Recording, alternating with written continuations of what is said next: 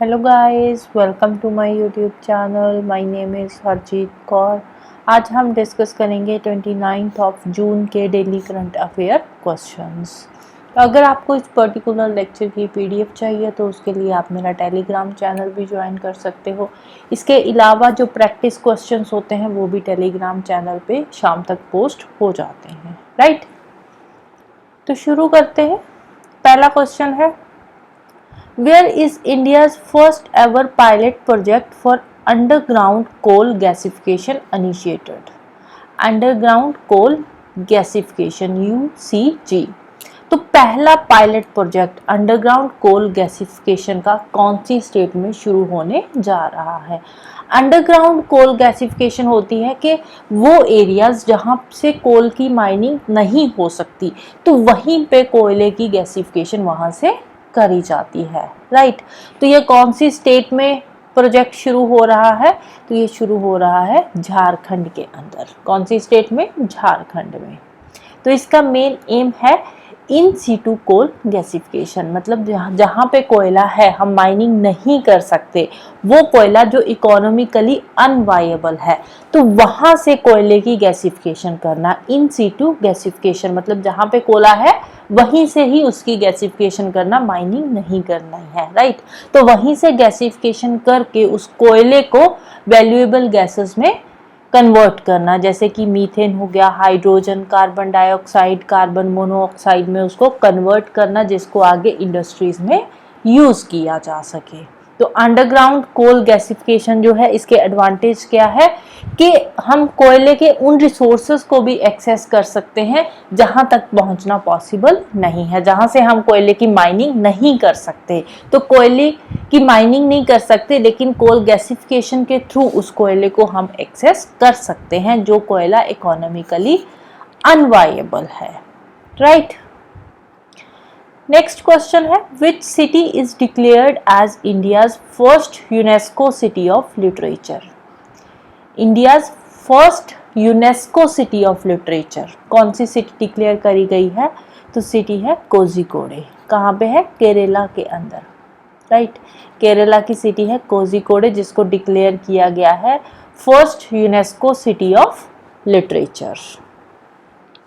तो कोझिकोडे ने सब पास किया है कोलकाता को। कोलकाता का जो रिच ट्रेडिशन है लिटरेचर का उससे आगे निकला है कोझिकोडे और ये कंट्री का पहला सिटी बन चुका है लिटरेचर का। और जहाँ की जो मेयर है एम बीना फिलिप, मेयर का नाम याद रखना जरूरी नहीं है, तो उन्होंने एक और अनाउंसमेंट करी है, इंपॉर्टेंट अनाउंसमेंट करी है। क्या है कि 2025 से, अभी चल रहा है 2024, तो 2025 से जो जून 23 होएगा उसको सेलिब्रेट किया जाएगा as a city of literature day. June 2023 को 2025 से जून 23 को सेलिब्रेट किया जाएगा as a city of literature day celebrate किया जाएगा, right. June 23 city of literature day कब से सेलिब्रेट किया जाएगा? नेक्स्ट ईयर से, 2025 से।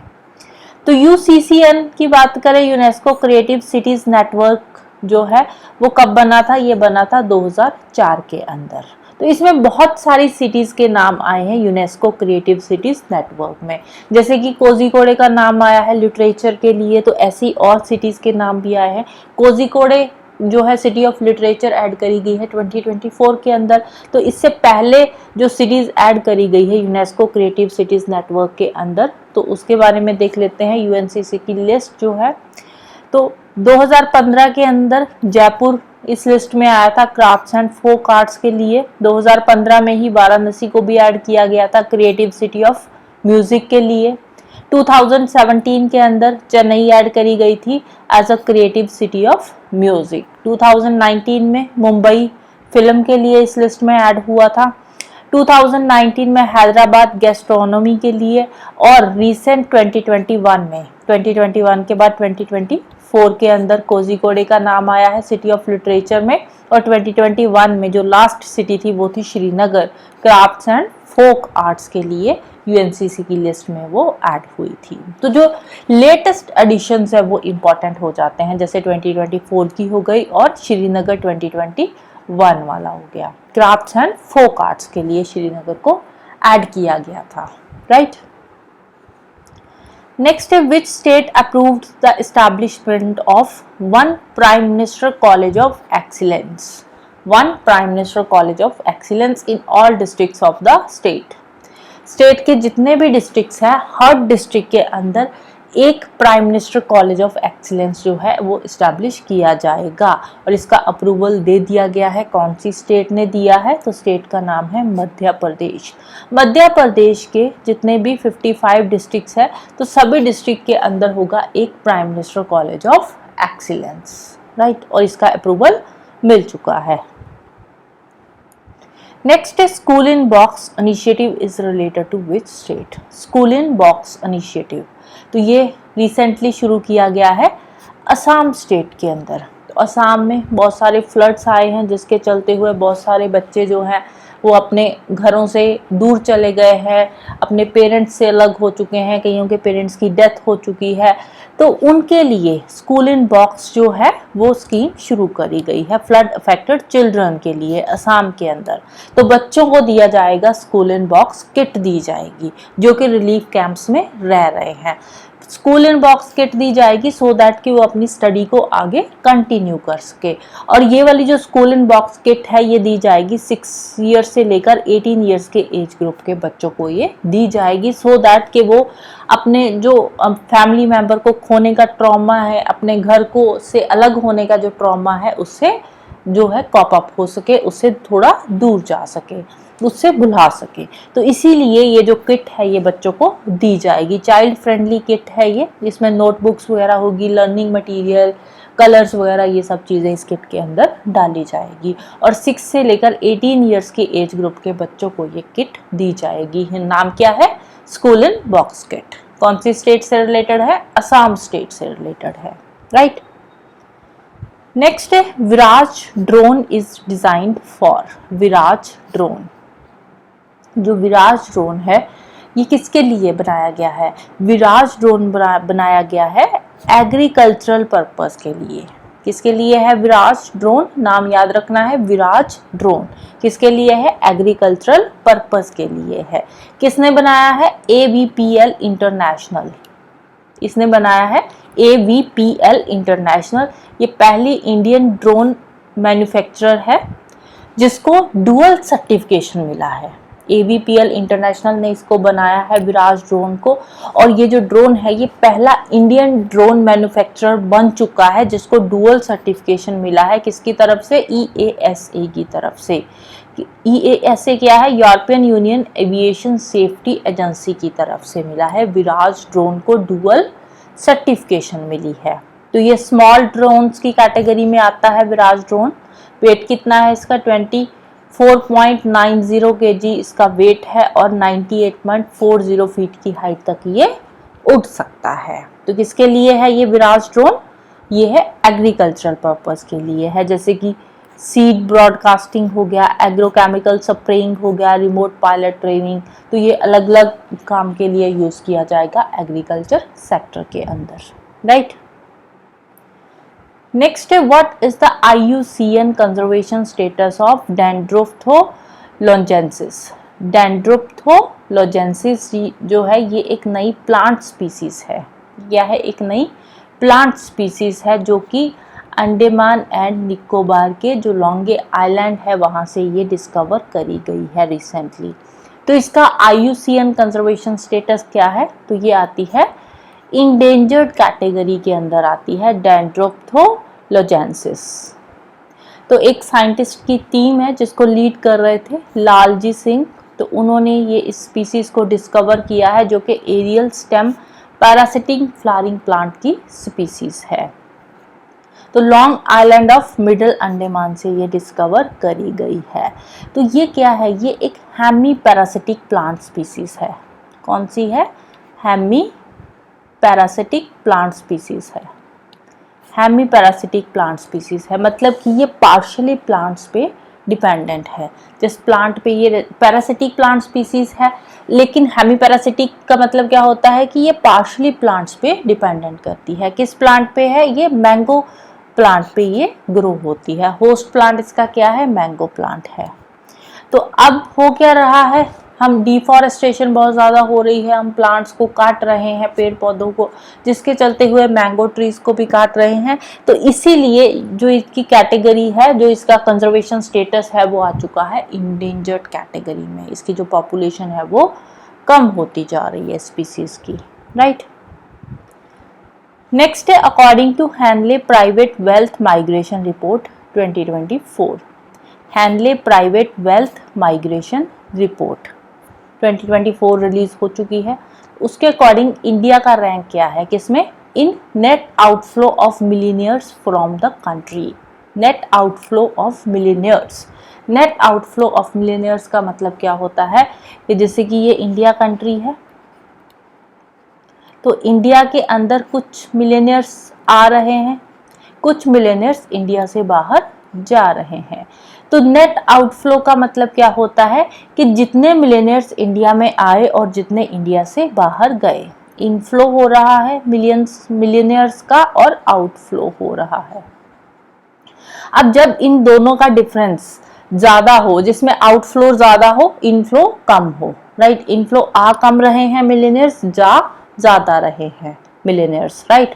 तो आउटफ्लो ज्यादा हो जाता है तो उसको क्या बोलते हैं? Net outflow of millionaires from the country.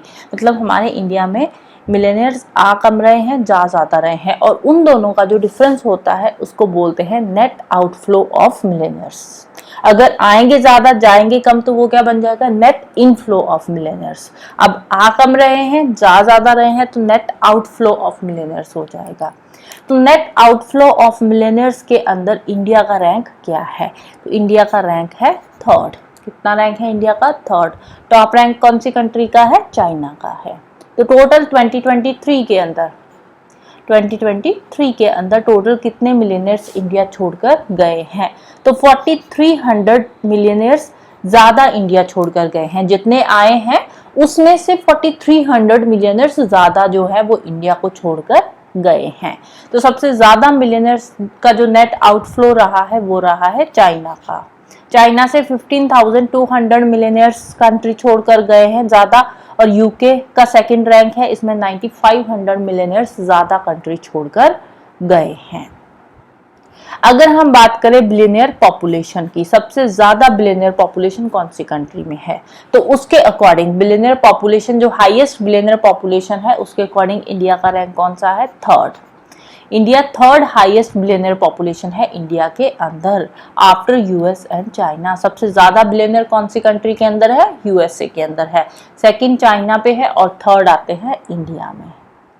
अब हमने बोला कि जो बिलियनियर है कंट्री छोड़कर ज्यादा गए हैं, आय कम है, और सबसे ज्यादा जो कंट्री छोड़कर मिलियनियर इंडिया से गए हैं, कौन सी कंट्री में गए हैं? इंडिया को छोड़कर सबसे ज्यादा मिलियनियर कौन सी कंट्री में गए हैं?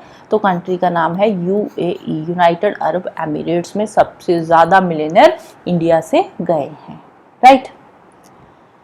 Next, where is 67th global environment facility council held? Global environment facility की 67th मीटिंग हुई है। कहाँ पे हुई है? वॉशिंगटन के अंदर हुई है। वॉशिंगटन डीसी अमेरिका में ये मीटिंग हुई है। तो at the end of the meeting एक अप्रूवल दिया गया है। 736.4 मिलियन डॉलर्स की फंडिंग दी गई है, किसके लिए? To support 34 nature conservation and renewable projects के लिए। कितनी फंडिंग दी गई है? 736.4 मिलियन डॉलर्स की फंडिंग दी गई है 34 nature conservation and renewable projects के लिए ग्लोबली, राइट। नेक्स्ट है, which of the following statements is true about Tapas drones? तपस drones indigenous drones है। ये जो तपस ड्रोन्स है ये किसके द्वारा बनाए गए हैं? डीआरडीओ के द्वारा बनाए गए हैं। टोटल 10 तपस ड्रोन्स जो है वो डीआरडीओ के द्वारा बनाए गए हैं। तो इसके रिगार्डिंग कुछ स्टेटमेंट्स है, देख लेते हैं। सबसे पहली स्टेटमेंट क्या है? 6 Tapas drones acquired by Indian air force and 4 by Indian navy. Total 10 Tapas drones बनाए गए हैं डीआरडीओ के द्वारा, जिसमें से जो 6 तपस ड्रोन्स है वो एयरफोर्स को दिए गए हैं। 6 तपस ड्रोन्स एयरफोर्स को दिए गए हैं और 4 तपस ड्रोन्स जो है वो इंडियन नेवी को दिए जाएंगे। और जो इंडियन एयरफोर्स को ऑलरेडी 6 तपस ड्रोन्स जो है वो दे दिए गए हैं। सेकंड स्टेटमेंट, फर्स्ट वाली स्टेटमेंट जो है वो राइट है। सेकंड स्टेटमेंट क्या है, capabilities of 28,000 feet altitude and 18 hour endurance. Second वाली स्टेटमेंट भी राइट है। कैपेबिलिटी कितनी है, 28,000 फीट के ऑल्टीट्यूड तक ये जा सकते हैं और इसका एंड्योरेंस टाइम है 18 आवर्स तक ये उड़ सकते हैं, राइट। तो दोनों की दोनों स्टेटमेंट सही है, राइट है। तो आंसर आ जाएगा option C, both 1 and 2। Next है, how many gold medals were won by AFMC air force medical services at world medical and health games. World medical and health games कहाँ पे ये हुई है, ये हुई है फ्रांस के अंदर। कहाँ पे हुई है, world medical and health games France के अंदर ये हुई है। तो इसमें हमारे जो इंडिया के थे AFMS, उन्होंने टोटल कितने गोल्ड मेडल जीते हैं, तो उन्होंने जीते हैं टोटल 19 गोल्ड मेडल्स जीते हैं, right. Air force medical services ने कितने जीते हैं इंडिया में, 19 गोल्ड मेडल जीते हैं। टोटल मेडल हमने जीते हैं 32, टोटल मेडल 32 जीते हैं और 19 जीते हैं गोल्ड मेडल्स। कहाँ पे हुआ था ये, फ्रांस के अंदर हुआ था। तो ये जो 32 मेडल्स हमारे आर्म्ड फोर्सेस लेकर आए हैं, तो वो कौन से ऑफिसर लेकर आए हैं, टोटल 4 ऑफिसर्स हैं जो ये मेडल्स लेकर आए हैं। कौन कौन से हैं, एक है lieutenant colonel Sanjeev Malik, major Anish George, captain Stephen Sebastian and captain Dania James. ये 4 ऑफिसर्स हैं जो कि मेडल्स लेकर आए हैं। इसको और क्या बोला जाता है, Olympic games for health professional भी इसको बोला जाता है, और ये वर्ल्ड का लार्जेस्ट स्पोर्ट्स इवेंट है हेल्थ प्रोफेशनल्स के लिए, राइट। नेक्स्ट है, according to UNCTAD report UNCTAD, United Nation Trade and Development report, तो उसके अकॉर्डिंग इंडिया का FDI इनफ्लोज में क्या रैंक है, FDI इनफ्लोज में इंडिया का रैंक क्या है, तो इंडिया का रैंक है इसमें 15th रैंक है। UNCTAD रिपोर्ट के अकॉर्डिंग FDI इनफ्लोज में इंडिया का रैंक कौन सा है, 15th रैंक है, कि सबसे ज्यादा FDI जिस कंट्री में आई है उसका टॉप रैंक होगा, फिर सेकंड, थर्ड, फोर्थ ऐसे करके इंडिया का रैंक है 15th FDI इनफ्लोज में। तो ये जो रिपोर्ट आई है ये किसकी है, world investment report of the United Nation Trade and development, UNCTAD की ये रिपोर्ट है।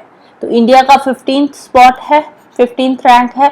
तो इंडिया में जो FDI इनफ्लो आया है वो टोटल कितना आया है, 28 बिलियन US$ का इनफ्लो आया है इंडिया के अंदर। टॉप 5 कंट्रीज कौन कौन सी है इसमें, तो सबसे ज्यादा जो FDI इनफ्लो आया है वो आया है USA के अंदर, कितना, 311 बिलियन US$ का, राइट। तो टॉप की कंट्री है फर्स्ट US, सेकंड रैंक है इसमें चाइना का, चाइना में आया है 163 बिलियन US$ का FDI इनफ्लो। फिर थर्ड रैंक आता है सिंगापुर का, तो सिंगापुर में आया है 160 बिलियन US$ का इनफ्लो। फिर फोर्थ रैंक आता है हांगकांग का जिसमें 113 बिलियन US$ का इनफ्लो आया है, और फिफ्थ रैंक है ब्राजील का, 66 बिलियन US$ का इनफ्लो आया है, और इंडिया का रैंक है 15th। इंडिया में कितना आया है, 28 बिलियन US$ का FDI इनफ्लो। लास्ट में हम बात करते हैं कुछ इंपॉर्टेंट अपॉइंटमेंट्स की जो पिछले 3-4 दिनों से हुई है। तो सबसे पहली है न्यू इंडिया एश्योरेंस की, न्यू इंडिया एश्योरेंस की नई CMD अपॉइंट हुई है। नाम क्या है, Girija Subramanian, Girija Subramanian, new India assurance की, राइट। ये एक जनरल इंश्योरेंस कंपनी है न्यू इंडिया एश्योरेंस, तो इसकी नई CMD अपॉइंट हुई है गिरिजा सुब्रमण्यन। फिर भारत इलेक्ट्रॉनिक्स लिमिटेड की CMD अपॉइंट हुए हैं, भारत इलेक्ट्रॉनिक्स लिमिटेड BEL के, तो इसके CMD कौन बने हैं, Manoj Jain. Sony Pictures Network के MD एंड CEO अपॉइंट हुए हैं, कौन है, Gaurav Banerjee, Gaurav Banerjee. HDFC Ergo General Insurance के MD एंड CEO बने हैं अनुज त्यागी, राइट। तो ये है टोटल 4 इंपॉर्टेंट अपॉइंटमेंट्स जो पिछले कुछ दिनों में हुई है, right. So that's all for today. तो जाने से पहले वीडियो को लाइक कर देना, शेयर कर देना और चैनल को सब्सक्राइब कर लेना। Thank you, bye bye and have a nice day.